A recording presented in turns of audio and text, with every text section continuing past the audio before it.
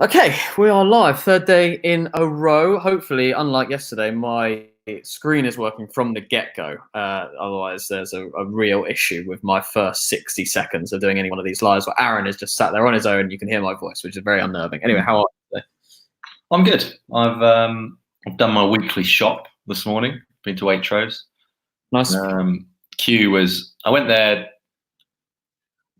3 days ago, and the queue was like 4 people outside to get in, and now it was the whole way around the car park, which is a bit strange, but very social distance. So feels Yeah, we went out. I went out for a walk in Olympic Park last night on my own, and the amount of people that are just kind of walking around on their own, and a few. I think I talk about it on the release of the vlog that comes out today. But the amount of potential new sports that are going to be formed because of this new ruling, like the amount of people that are playing like long distance tennis in the park with their kids and things like that. The amount of new rules and changes to sports is going to be incredible because people are going to have to find a way to entertain themselves, whilst also adhering by the rules. What's changed over the last 24 hours? I mean, not a great deal. I think what would gradually happen is the sort of fear and anxiety will sort of go, right? You can imagine the first couple of nights people were bombed during the Blitz. They must have been absolutely terrified. But, 100 nights in, you probably get used to it. And there'll be an element of just getting used to it. And so I think we're seeing that. I think people are starting to sort of focus less on the fear, anxiety, and uncertainty, and maybe a little bit more on boredom and what they can actually do to entertain themselves. There's, a lot of my conversations in the last 36 hours have been around things like what Joe Wicks is doing, entertainment stuff, rather than, oh my God, have you seen the new number of cases? Which there's been less of, I would say, in the last 72 hours. Maybe a little bit more on boredom. Oh, sorry, that's me. That's me chipping in on LinkedIn because I can't see the comments. Go on, keep talking. So yeah, I think it's mainly that. I think there's a bit of it, there's denial's the first thing. I think all of us last week, the week before, there's a lot of denial. This isn't happening. This is, and now I think there's acceptance. People need to get on with it. Sure. Well, today, for people that have joined us nice and early, we're on for an hour, 12 till 1, like every single day in the UK. I think that's 8 till 9 in Singapore. And what can only, I'm doing my quick maths, but I think 7 to 8 a.m. in New York. And don't bother in LA. The schedule for today, we've got Stephen Howson, who's a sports influencer, over 100,000 subscribers on YouTube, about how it's affected his business, and obviously how the self-employed are going to get affected. Then there's also we've got Jim Waterson on, the media editor of The Guardian, at about 12:20, 12:25, and then we'll round up the rest of the day's live stream with Indy from our Singapore office, alongside Emily Hall, one of the campaign directors in the London office, and how it's affecting communication between offices and the work from home. Does it work better for international collaboration, which I think is really interesting. And those two girls work together quite a lot on campaigns, so they'll have quite a lot to say about that. But anyway, we'll start with bringing in Stephen. Hey mate, how are you? I'm all right, mate. How are you too? Yeah, I'm good. How's life? You texted me last night saying, it was actually a really good message. I've had a few messages like that from a few different guys in the industry about, how can I help in different ways? And I really appreciated that. Even if it's just spitballing ideas, we're in a creative industry where people are looking for differences and the way to make a difference. So yeah, I appreciate that, and understand it's a difficult time for everybody. So yeah, what are you seeing at the moment? We've kept going in terms of content output. We are doing a couple of videos a day on our United fan channel, and I'm also doing at least one a day on my own. I've started doing some Twitch stuff, playing Football Manager, just because I have the time to do so. Outside of that, we've lost sponsorship deals across the board. We're running at quite a significant loss now. Providing everyone pays what's owed on time, if it's only a couple of months, I'll be okay. I'll get through it. If not, I think we're in trouble. And I don't think we're the only ones in that sort of situation. I think there's quite a lot of people going to be in a very similar situation. Are you a limited company, or are you guys registered self-employed? No, we're a limited company. About 7 or 8 staff. Okay, so you going to make use of any of the government funding, government schemes? Is that the plan? I think we just qualify for the small business one, which I think is 10 grand grant. In terms of the other stuff, like the 80% wages, I don't think so, because that would mean we have to shut down, and I'd rather not do that. Because I think that was one of the caveats, wasn't it? If you take the 80% of the wages from the government, that you're not allowed to work for obvious reasons. You can't work, as well as claiming that off the government as well. So I would rather try and keep the content going, and try and keep all the lads busy and try and make content, because, as you know, algorithms and all the rest of it, if we just shut down for a month, 2 months, 10 weeks, whatever it was, it'd be very difficult to get the channels going back again. So we're just trying to push through it, hope some things come through. As I mentioned to you last night, there are a couple of deals out there, and I do honestly believe that I think everyone's panicked, turned off all funding, and I think this probably goes on for a couple more weeks, and then people go, do you know what? People are watching loads of content at home. We still have to sell product. We still have to get eyes on stuff. We still want downloads. And I think campaigns will hopefully start trickling in again. Yeah, it's a great point. I think the panic has set in, and now we're probably moving out of that phase into kind of a realization that this is for the long term. We talked about it over the last couple of days. But you're obviously in the sports space. All of your content is revolving around football in particular. There's obviously no football, no sport in general. How difficult, and there's a question from Frankie and our team on the live feed on LinkedIn. Question for Stephen: how hard is it to come up with new content, despite it being so important that you do so, when there's no football on at all? Will it actually run out? Are you going to run out of things to talk about here? I'm getting quite bored of covering what's going to happen scenarios. Like, when's the league going to come back? I think I've absolutely rinsed that one to death. There's nothing else I can say on that. There is still transfer speculation, luckily, and that usually gets quite a bit of interest, even though I think the numbers have maybe dropped off by at least half across the board, because people know there's no football on, and it's actual matches that drive the views. The best things for us is the post-match review, and then I do something called 5 Things We Learned. Those things will regularly do 6 figures in terms of views. Without having those, obviously the channel's taking a bit of a beating. But I'm also kind of known for doing like history stuff and little mini documentaries. So I'm trying to do those if I can as well, and trying to get those out, and obviously switched into a little bit of gaming. And a lot of the comments yesterday when I was playing Footy Manager was like, well, it's 11 blokes versus 11 blokes. I'll take it. Mm-hmm. I think that's the really interesting. I mean, I'm at a point now where I will watch anything. Like 2 people competing, like, fine. You know, if there was a coin flipping championship on TV, I would be all over that. And I think it's a really interesting point. You know, people moving towards Football Manager, people moving towards FIFA, you know, anything where they can just get that competitive tension that's really what sports fans are looking for. And it's gone. There is an opportunity, though. It's interesting that and have you seen that your audience is engaging with the Football Manager stuff and the FIFA stuff, and you know, they're also just looking for anything?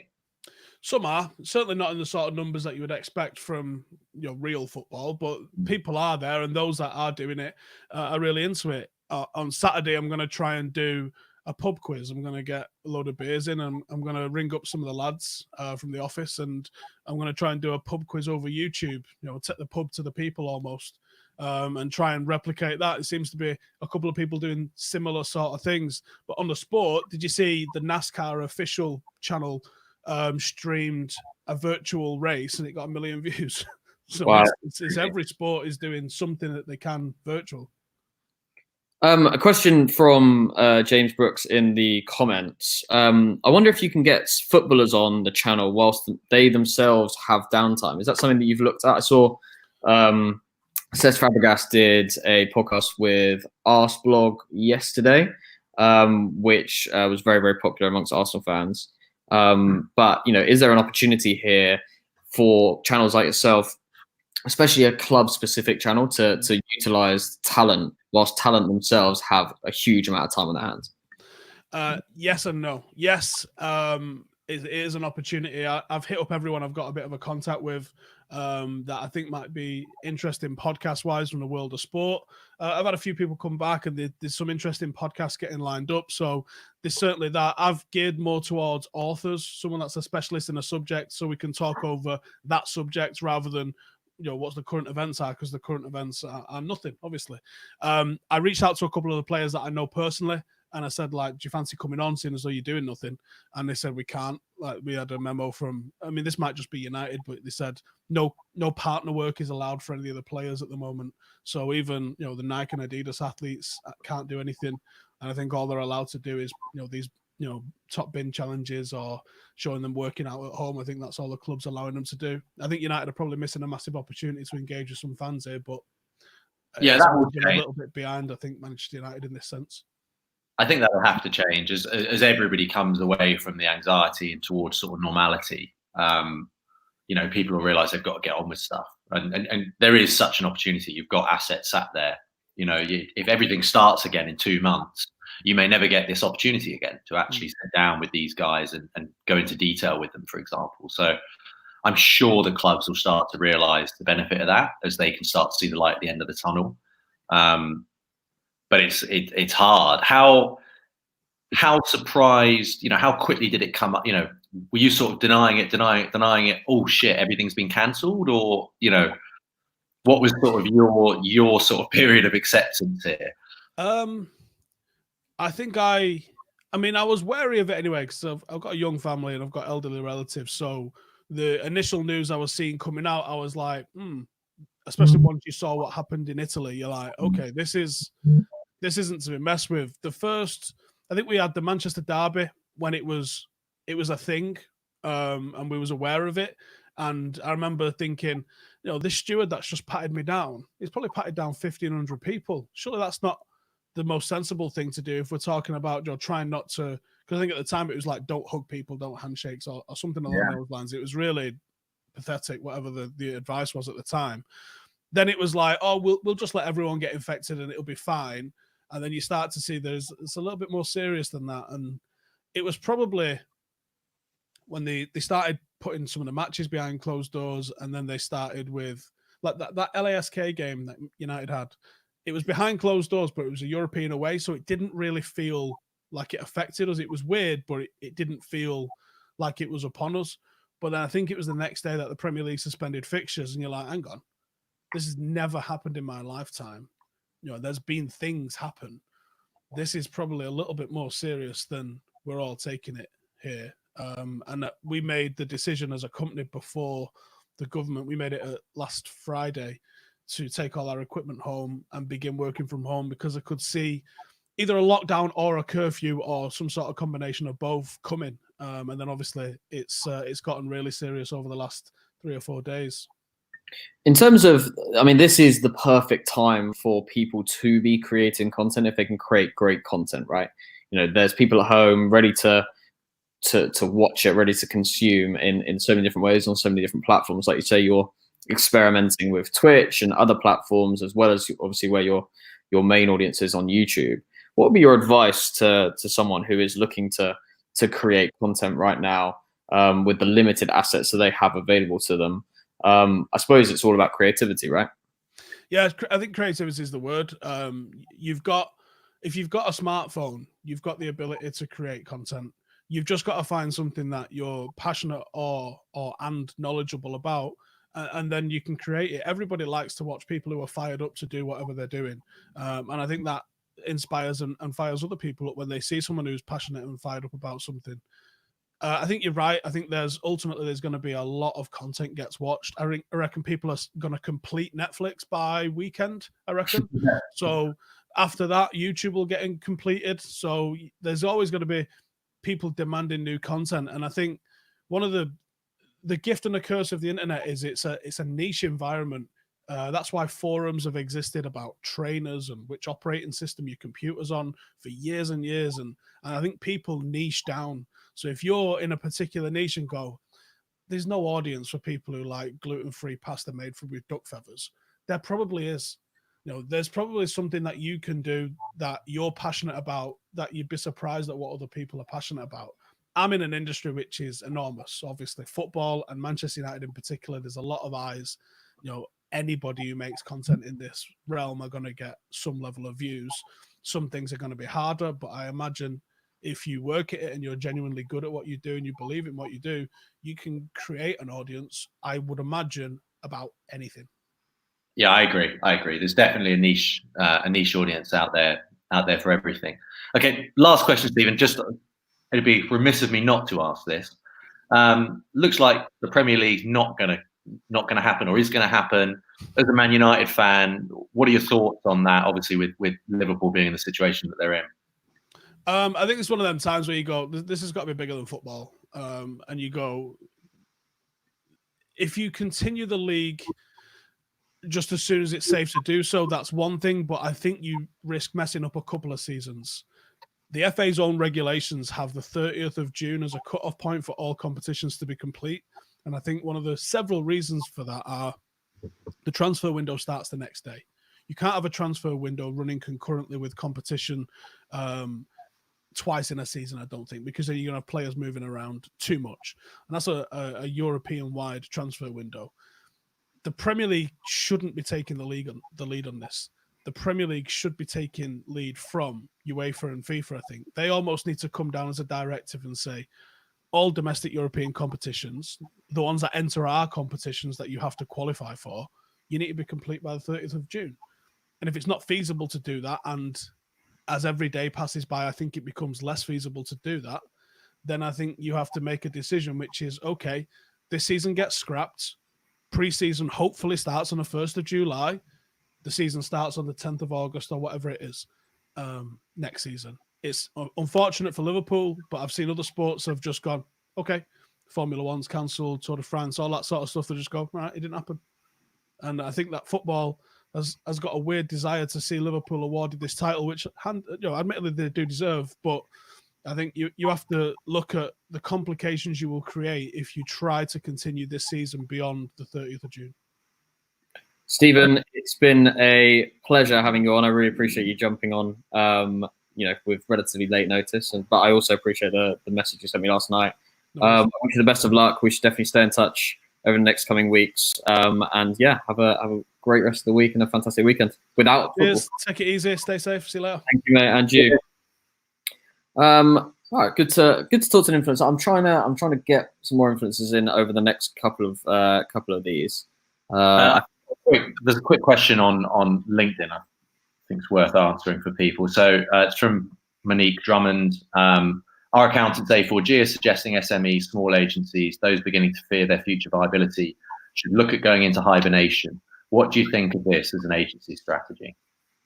It's a very good question. I think it's a mistake to go into hibernation, because there's an assumption there that you'll hibernate for winter, and then when summer comes, out you go. But maybe summer doesn't come, and maybe this winter's 4 times longer than any other winter.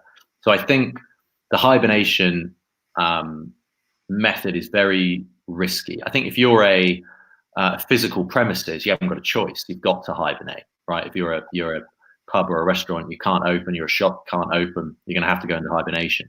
If you're an agency, specifically, I think thinking you can go into hibernation and then come out of this and still be running, I think is a very, very big mistake. I think if you found yourself not fit for purpose in this environment, as I was saying yesterday, make yourself fit for purpose right now, because nobody has any idea how long that winter's going to be, how long that hibernation is going to be. So if you knew it was going to be 6 weeks, then you could have that strategy, but it could be 6 weeks, it could be 6 months, it could be longer. So I think it only applies if you're a physical premises. If you're a service, you should be able to operate in this environment. If you can't, pivot so that you can, basically. Yeah, I totally agree. Thank you very much for all the comments so far. I'm going to be bringing in Jim Waterson. How are you, my good friend? I haven't spoken to you for a long time. Hello, I'm good. I've just been speaking to Mr. Motivator about his plans to bring Mr. Motivator back to BBC One. So that's the level of story that The Guardian is covering today. Well, how's it been hard covering all the different moving parts that have been going on a day-to-day basis. I was talking in the car yesterday as I went to go and do the shopping that actually it feels like we've gone ahead by a couple of months. It feels like the summer, the sun's shining, everyone's stuck inside, and because there's daily updates that feel like they should be moving no faster than every year, time seems to have travelled ridiculously fast. Everything that used to be normal is now out the window. I think the weirdest thing is the speed with which, well, of course we're locked inside for the next 3 weeks. Of course there's literally no sport on the telly. Well, of course, you know, you shout at anyone if you see them even daring to go out for more than a quick nip to the shops. It's amazing how quickly our brains just get used to it, right? But I mean, on the grim side, like, how do I put it? I think the first couple of weeks from a news perspective, you cover these stories, you know, this event is cancelled, the Olympics is cancelled, that thing that you thought was always going to happen, like every exam is cancelled. These things are so big and so enormous as stories. And then sort of by week 2 or 3, we're all just going to be sitting around going, so what now? While just hoping that basically not enough people sort of are in a terrible state. Well, it's kind of got to the point where news that something's cancelled is non-news now because it's almost expected. Is that right? And you know, if you're still only just sending me the email from your chief executive saying that this is what we're doing about coronavirus, like it's a bit like those GDPR emails a few years ago. Like if you're only just getting around to telling me that you're scrubbing your kitchen down, I don't want to know what you were doing for the last month. So yeah, like news is very weird now. It's all you know, you've got to really have kind of like the whole, you know, Prince Charles got like a potentially threatening disease, the heir to the throne yesterday. It wasn't really the main story. Yeah, that's very true. That's very true. Yesterday, the Daily Mail put out their first ever edition with no journalists working in the office. Is that right? Are the Guardian doing the same?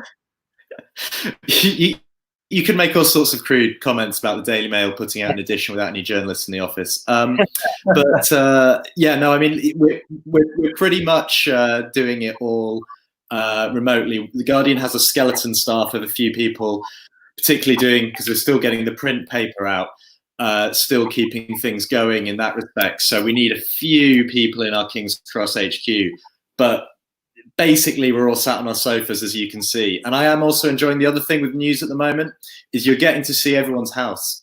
You sit there watching the evening news and Channel 4 News is coming from Krishnan Guru Murthy's front room. And if you turn on Sky, you've got someone everyone's got a nice load of bookshelves behind them or something like that. It's a completely different look. I certainly wouldn't be like unshaven and wearing a jumper on telly normally. In terms of actually finding the positive stories, like, has that been difficult? Because obviously there's so much negativity that's circling around with this whole situation that we find ourselves in. But there's obviously, you know, quite a lot of positivity as well. People making the right decisions, people doing the right things. Like, how's that been? Because I imagine, not looking at the numbers, but I imagine that the positive stories don't get as many reads as the negative stories. You know what? In normal time, that's right. And obviously, the death stats and the really grim stuff affecting people's lives is being read enormously. But people are desperate for anything upbeat. People are desperate for a bit of hope and anything that like lightens the mood. I mean, stories that the Guardian wouldn't normally cover. For instance, I did an interview with I tracked down the man whose viral WhatsApp audio clip claimed that they were building a giant lasagna at Wembley Stadium. Now, that is not a typical Guardian story, but we were desperate for something a bit lighter, and I think that did. You know, that was one of our most read stories last Saturday, just because people were just desperate for anything that wasn't about impending doom. And they wanted something light. So actually, for once, you know, and I've just done an interview with Mr. Motivator. Again, this is not sort of the stuff that the Guardian is normally covering, but people need something in their lives that's a bit more upbeat.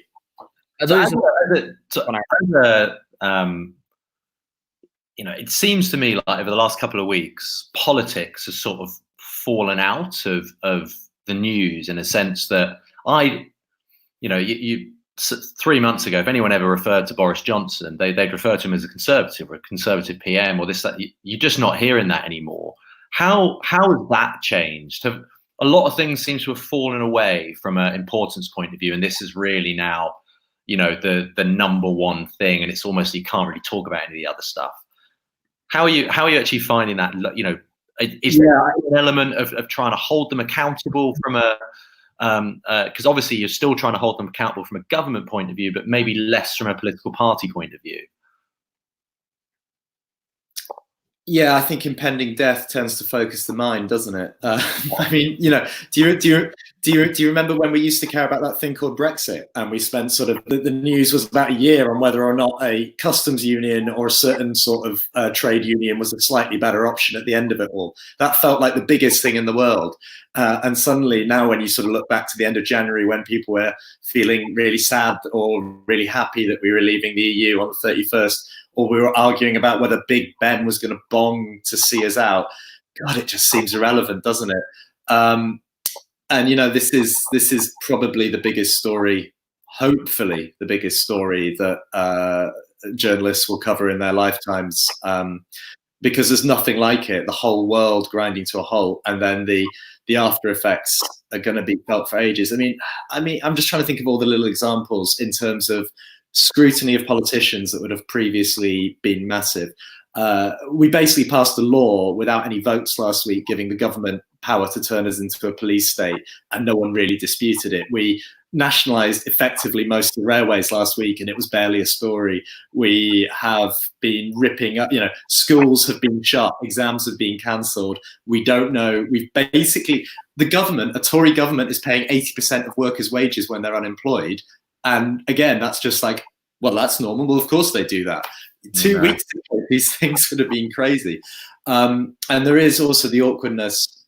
It's not helped by the fact that Keir Starmer is going to be the next Labour leader unless something miraculous has happened. But we've still got to wait another week and a half until he's formally appointed. So that means there's not really anyone to lead any opposition, or at least any sort of helpful criticism.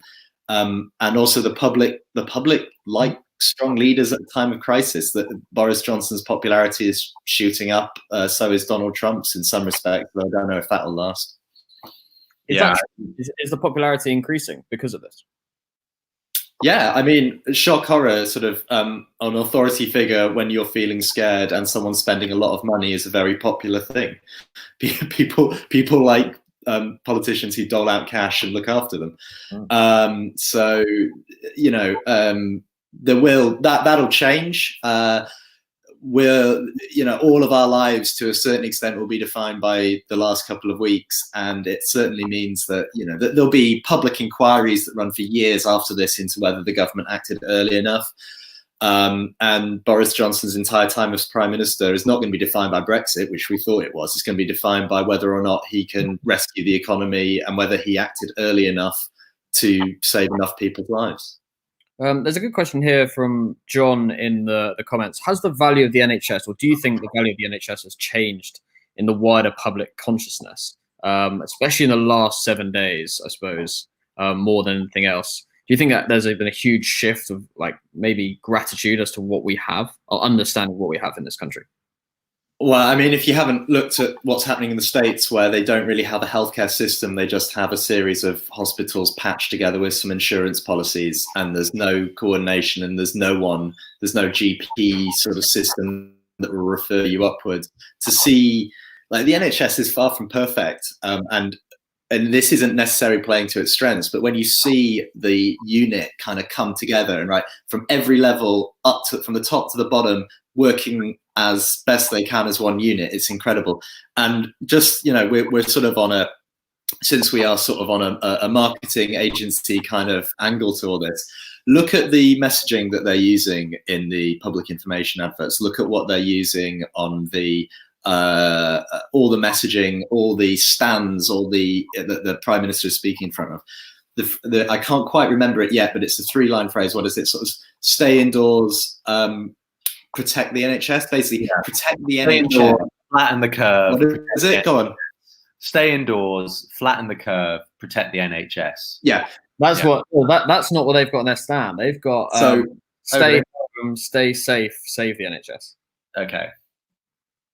What I'm finding okay, really, but protect the NHS, save the NHS. They're basically, they're not saying like, oi, 20-somethings, stay at home because your gran might get ill. They're doing the much more relatable thing, which is protect the NHS. Basically, they know that sort of the politician going, you know, please stay indoors is one thing, but the NHS will get it if you don't is a much more powerful thing. Like, I mean, it's sort of the nearest thing to a national religion we have now, right? I completely, and I think the priests are the doctors and the nurses, and I think the most powerful messaging that's come out over the last week or so has been those, you know, those sort of filmed on their own phones, doctors and nurses just pleading with people to stay inside because of what they're dealing with. And I think, you know, it's so powerful. Virtually every one of us will have somebody that works in the NHS or the you know, some form of care. I've got several friends that are doctors on the front line, and you know, I am so in awe of them. I'm in awe of the 500,000 people that signed up to be you know, NHS sort of helpers. I think it's incredible in such a short period of time to get that amount of people to commit to something they don't really know what they're going to do, but they know there's going to be some risk there, and they're still willing to do it. I think is great. have you noticed that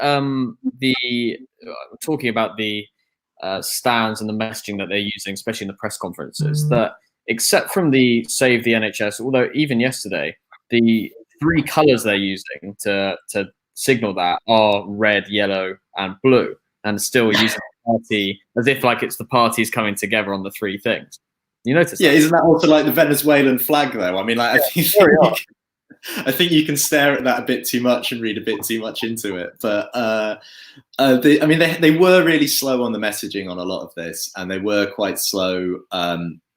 You know, I think it was only about 10 days ago they were still like putting out articles paywalled in the Telegraph on their plans, and enough heads have got knocked together that they're really starting to get it. And the sort of, I think here's one example that I found really interesting is that there was a study that went around about 2 days ago that I think it blew up on maybe Monday or Tuesday night.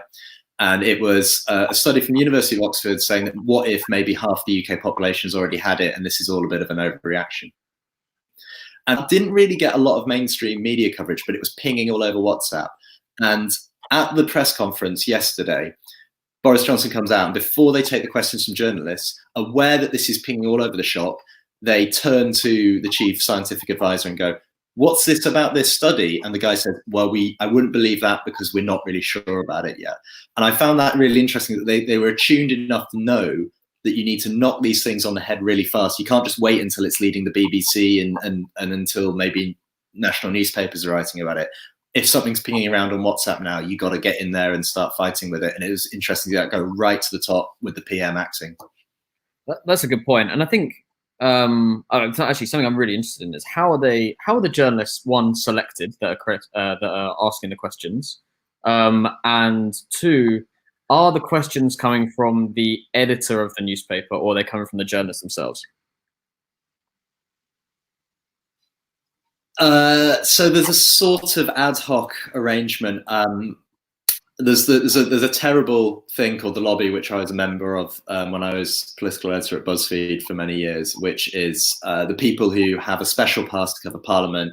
Each publication gets 2 or 3 passes. So there's maybe sort of 50 journalists, and they're the ones who sort of cover the government on a day-to-day basis. And so they're the ones who would normally every publication with a pass would be allowed to send one person to sit in a room and ask the questions. There's a sort of ad hoc agreement where the PM gets to choose who asks these things. And normally they give one to the broadcasters. So BBC, Sky, ITV each get a question, maybe Channel 5, maybe Channel 4. And then the print or online people sort of scrabble among themselves, but it's up to the Prime Minister who they call. To their credit, Downing Street is basically divvying it up. So that, you know, Laura Kuenssberg will almost always get a question.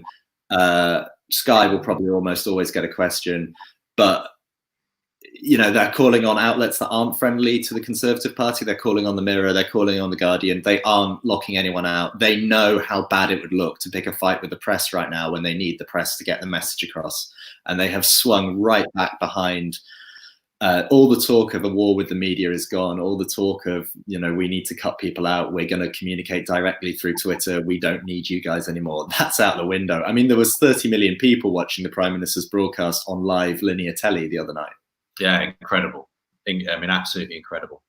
And God knows how many extra would have watched it on social afterwards. I mean, I imagine the entire country.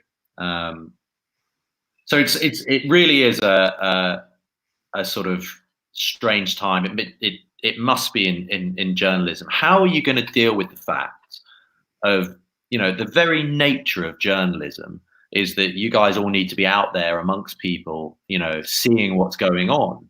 How are we going to do that when everyone's on lockdown? How do we make sure the government aren't doing something here that is against our interests? There still needs to be checks and balances. How do we do that when everyone's told to stay in their house? Will some journalists be out? I mean, So there's two things there. First of all, journalists are key workers if they're covering the coronavirus. We're apparently classed in the same level as the people necessary for a functioning society. Now, I mean, I don't think I'm a key worker, but we'll let that one slip. So technically, if you're covering coronavirus, you are allowed, and you need to travel for work, you are allowed to. So there is that element, because the government basically views keeping people informed as a core part of the response. I'll let you in on a secret. I don't think you actually do need to necessarily be meeting people in darkly lit bars to get documents slipped to you in an age when it's easier to get something leaked to you via a WhatsApp message or a Signal message. Most of my reporting, I try and go out and meet people. I like to have a drink with people. It's good for getting to know contacts and finding out what's going on and having a gossip, and it's just nice. But I feel I certainly have my Twitter DMs open, a WhatsApp number posted on my profile, and I can tell you there's no shortage of people wanting to raise concerns, get in touch about stuff, even though I'm just sitting here on my sofa without being able to do that phone. We're having a discussion now. You can hold people to account without physically being in the same room as them. But there is that tough thing of sort of, if you start questioning, for instance, as you see in the States, so lots of pro-Trump media are saying maybe a lockdown is an overreaction and a Democrat ploy to make Trump unpopular and wreck the economy.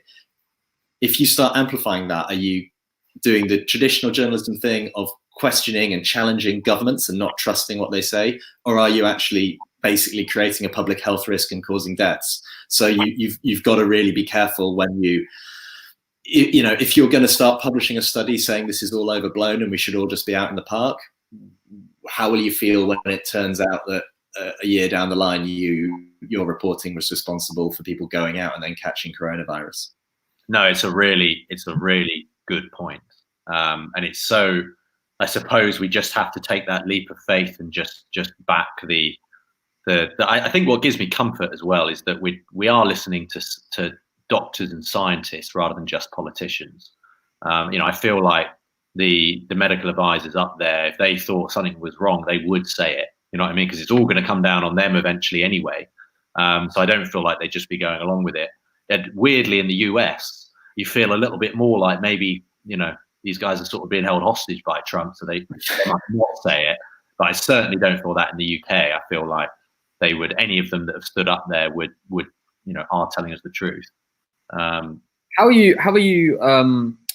Obviously, we talked about the WhatsApp story and the incredibly large lasagna that they were looking to bake in Wembley.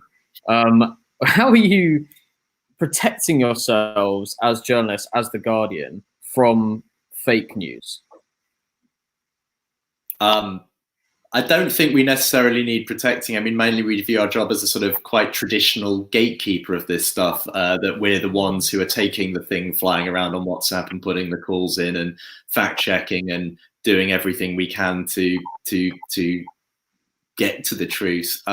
We've seen incredible traffic, enormous numbers of people coming to us. Obviously, there's a few really big news sites in the UK in the mainstream who are free, and there's us, Daily Mail, Sky News, and then the BBC obviously has an audience in a different league to those three.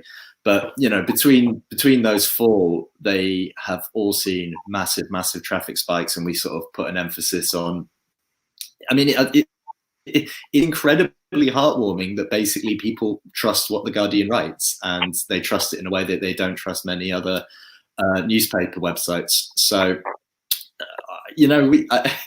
I often take the piss, and I try not to take my work too seriously most of the time. But I am pretty sincere about how exciting and when you sort of bring a bit of truth to something or expose something. A really tiny example, for instance, everyone's been getting these texts from the government in the last few days that have been dribbling in and in a slightly ad hoc manner, and no one's really sure if they're a phishing scam or not, telling them to stay at home. So I did some digging and found out that we should have had a proper emergency alert system for the government to use to give us localized updates, but basically they never got around to building it. And going back through the documents, putting some calls in, finding that out, that's a sort of constructive way of holding the government to account at this time, saying, look, you could be getting really regular updates from the NHS targeted based on where your phone is. And instead you're just getting this one little text message. Because they never bothered to build the system, which wouldn't have been that expensive to do. So that's the sort of stuff that I feel that we can add without sort of distracting from the general advice that actually still does a bit of digging and informs people and shows that there's other ways that this could be. And last question from me, based on the increase in traffic that you've seen, which I imagine is pretty incredible. How are advertisers, coming back to our world, how are advertisers responding to that? Because there's obviously a lot of traffic, a lot of eyeballs to take advantage of, but at the same time, brands are being very careful and very sensitive as to the situation. But let's not get away from the fact that there is a lot of eyeballs, especially on sites like yours, who need to monetize in some way. Like, how are advertisers in this space working? So I actually don't know the Guardian's own numbers. I sort of obviously don't tend to cover my own place so much. So I actually know a bit more about how things are doing at other news outlets. The general consensus is that it's pretty dire. Certainly local news outlets which rely on local businesses, local papers, are completely being destroyed by this. They're sort of, because they're the place that needs sort of a couple of £500 adverts in their print newspaper every week to keep going, and the local butcher's shop has shut up, so it's not going to be advertising anytime soon. And then at a bigger level, there's things like brands not wanting to advertise alongside stories about coronavirus. So you might have all the views in the world, but you don't want that, you've got nothing alongside it. And you've also got the issue that basically the entire economy is, at least in the short term, complete. We're going to have a terrible recession. It might bounce back very quickly, but there will be a very bad recession. And inevitably, advertising is the first thing that goes in every recession. And the media business, at least in the traditional sense, news outlets, was already in a really dodgy place before this. So if you're on a low margin or loss-making business, suddenly you've lost your main source of income. A lot of major news outlets, the Guardian is an enormous website, but we still have a very large proportion of our revenue from our print newspaper. Sales will inevitably fall as people can't get to the shops. Things like that. It's gonna be really tough. And I think I'm gonna go after this and write another story about how a load of local newspaper journalists are being laid off. And I think, as with a lot of stuff that's happened in this crisis so far, things that might have been expected to happen in 5 years' time, outlets stopping their print editions, people moving into a different form of media, what might have taken years has happened in weeks. And so people aren't prepared for this, and there's not a lot of money in the bank.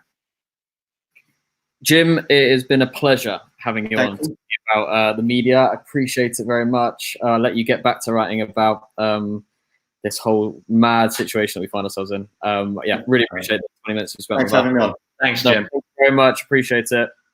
Stay safe. Bye. That was interesting. Yeah, very. Thank you very much for the questions for Jim in the comments on LinkedIn. Tried to get around to a few of them whilst we were speaking to him. We have Indy from Singapore in our Singapore team, and Emily from our London team, who I'm going to bring in now, hopefully successfully. There's Indy and there's Emily. Hello. Hello. Indy, we'll start with you. First of all, hello. It's Hello. 8:45 in Singapore. It It's is. dark in comparison to Emily Hall's very sunny You flat. get it. What's it been like? You've obviously, we had Kyle on yesterday, but for people that weren't watching yesterday, like, what's it been like in Singapore in the last 6 to 8 weeks? Because you've kind of been through it and you kind of went back to work and now you're back working from home. Yeah, I think obviously to start with, it was a bit of a shock. People were panic buying, and then kind of settled down, and now it's rising again. I think kind of over with Chinese New Year happening as well, it's a bit of a slow start to the year. But now brands are kind of pulling campaigns or pushing them if they are around travel. But brands that are not really related to travel, so kind of in the beauty sphere, they are doing better than ever at the moment. We've got a lot of campaigns with a large beauty brand. Part of that is PR, however, and there is a lot of backlash around that at the moment. So they are kind of skeptical if we're going to get any pickup on that. But we haven't really seen any issue, only kind of in the hospitality and leisure sphere at the moment.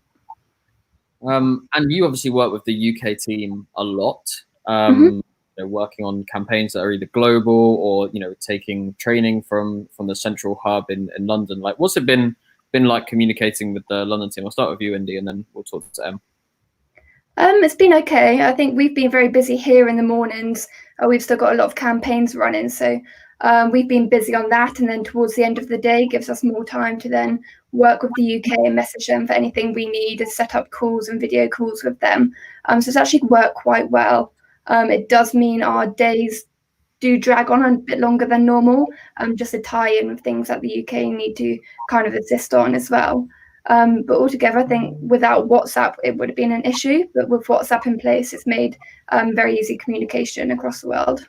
And are you speaking to people?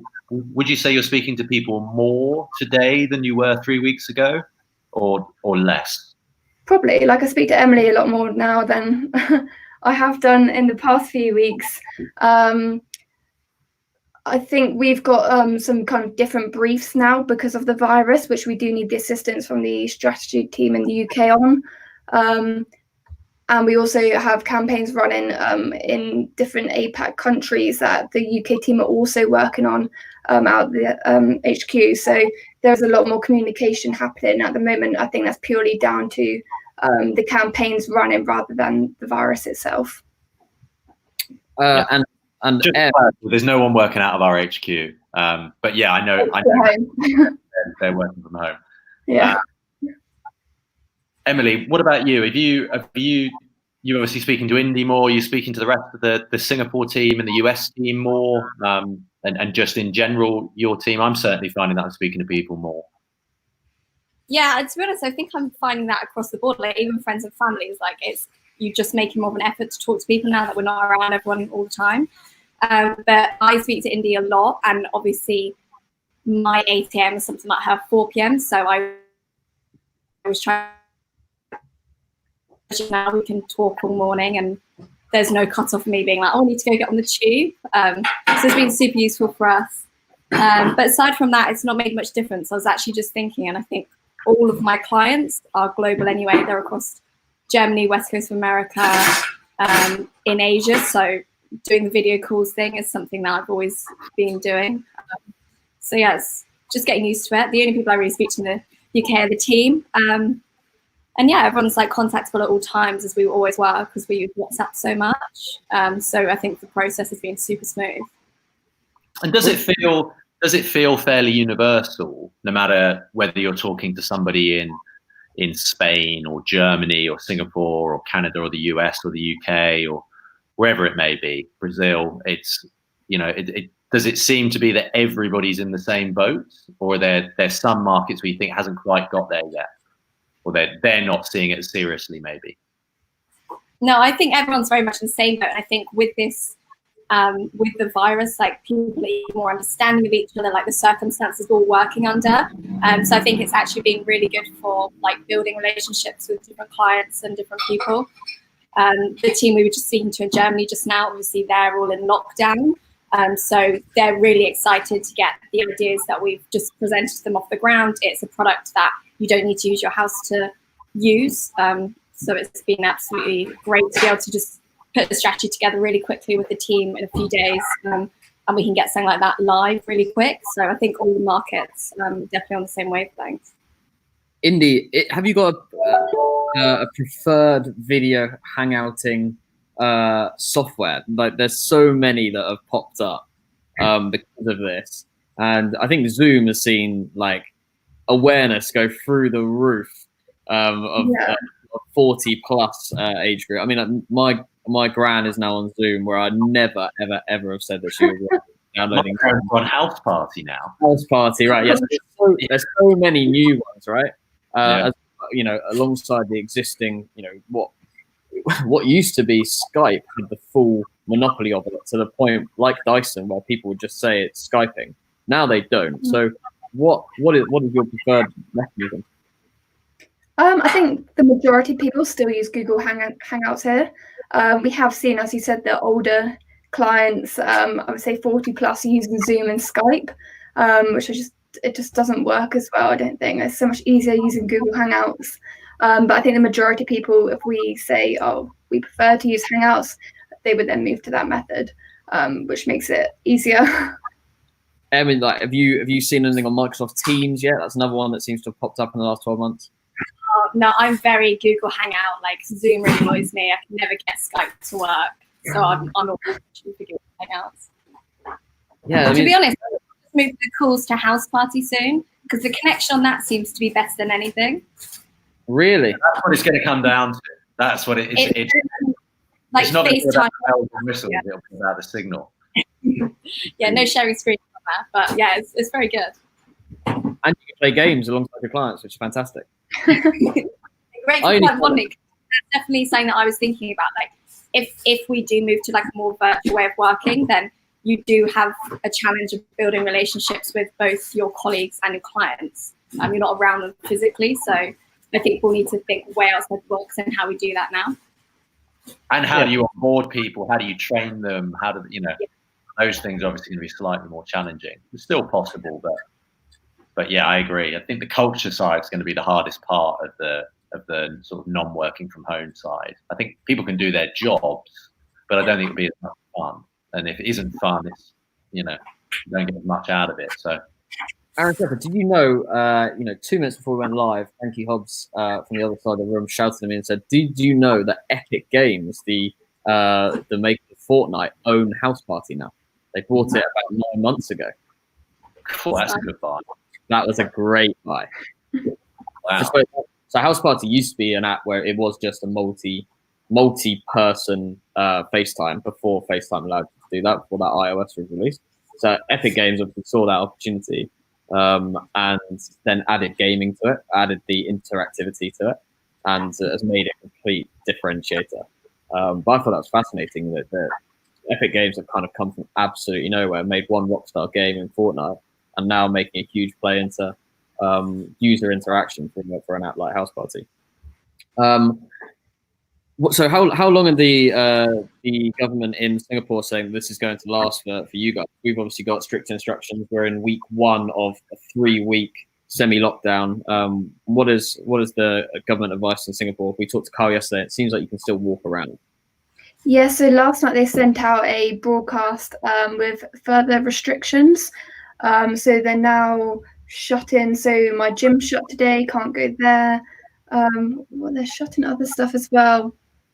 Quite a lot of things are shutting down. They're limiting kind of the amount of people that go into malls, where you can sit in restaurants. And these restrictions are all in place until the 30th of April. So quite a while at the moment. You can eat in a restaurant there, can you? Sorry? You can still go in and eat you can eat in a restaurant. Yeah, they've just put kind of tape over every other seat, so you have to sit like staggered. Right. And Emily, like, what are brands saying to you? We heard a bit from Indy there about what we're seeing in the PR space out in Asia. Like, what are brands saying to you when you're talking to them about this situation? Obviously, everyone's in the same boat. Everyone understands the requirement for sensitivity and smartness around the communication that they're putting out there. But what are they saying now, potentially a week on from full panic mode? Well, I think first of all, they've been quite reassured. We've had so many influencers say to us, like, what work have you got going out? Like, I've got a really engaged audience and I want to talk to them about this topic. So that's really reassured brands who at first were like, I'm not really sure if we should discuss this, if we should address it, but actually can't avoid it.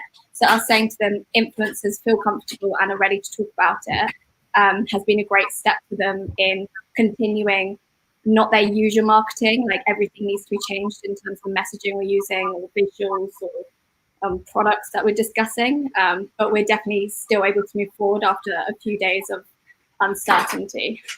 And do you think that that's going to be really important for brands, the fact that influencers are going to be really forthright in this and coming to us and to the brands with ideas? We had Stephen Howson on this morning, it feels like a long time ago, an hour ago, talking to us as an influencer, and he messaged me last night saying, you know, I've got a few ideas, this is what I want to do, like, have you got anybody who's willing to work with me on this? Do you think we're going to see more of that in the coming weeks? Yeah, absolutely. We've all been discussing how impressed we've been with how quickly influencers have switched it up, changed their content. We've seen so many more Instagram lives going out than I think has ever been used before. So I think influencers have really been at the forefront of changing the content we're digesting, things we're talking about. So I think brands should really look to them, see the type of messages that they're conveying, and then replicate that themselves. Yeah, I mean, for sure, I think the brands are changing how they think on a day-to-day basis. I think the crisis meetings are over, and now it's very much planning into the next stage. I think we're going to see that quite clearly in the next couple of weeks. I'm going to quickly have a scroll through. I've got to go in 90 seconds. Okay, well, I'll be quicker. What's winning on social media right now, Aaron Shepherd? What's winning on social media? What are people spending their social media time on? I'm not using Instagram as much, says Monique Drummond. What do you think's winning? Twitter's obviously seen a huge surge. I think Twitter is having a big uptick. I think YouTube's having a huge uptick. I think the biggest thing, not platform specific, is live streaming. I've seen some live stream numbers, in the last few days that, to be clear, I've never seen before anywhere. You know, that Joe Wick's doing over 1 million live streams. I've only seen that once, and it was on the KSI Logan Paul fight, right? I haven't seen anything else do over 1 million live streams. So, you know, these are staggering numbers, and I think it's influencers that already have a niche, really owning that and then giving back to people. I think I talked about this yesterday. For the last week, the only good thing people can do is all give to the NHS, give to the NHS. And if you're a business that can give to the NHS, then do it. But 98% of us can't. And so we should be focused on doing entertainment. I think what Joe Wicks is doing is a national service. The number of parents that are getting half an hour of relief while their kids are doing the exercise in front of Joe, I don't think you can underestimate how important that is.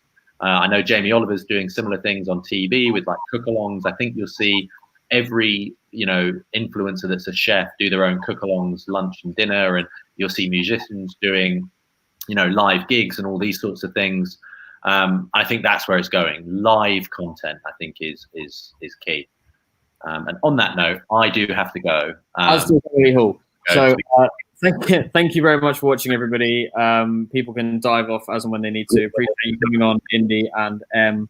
If you're tuning in now and you didn't watch from the start, then we had Stephen Howson on, the influencer, from about 4 to 5 minutes in for about 10 minutes. And then we had a 20-minute interview from 20 minutes into this show with Jim Watson, the media editor of The Guardian, former political editor of BuzzFeed.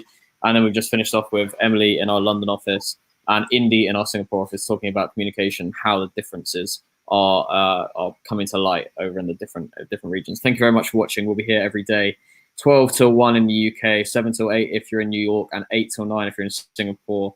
Thank you very much for watching, and we'll see you tomorrow. Thank you.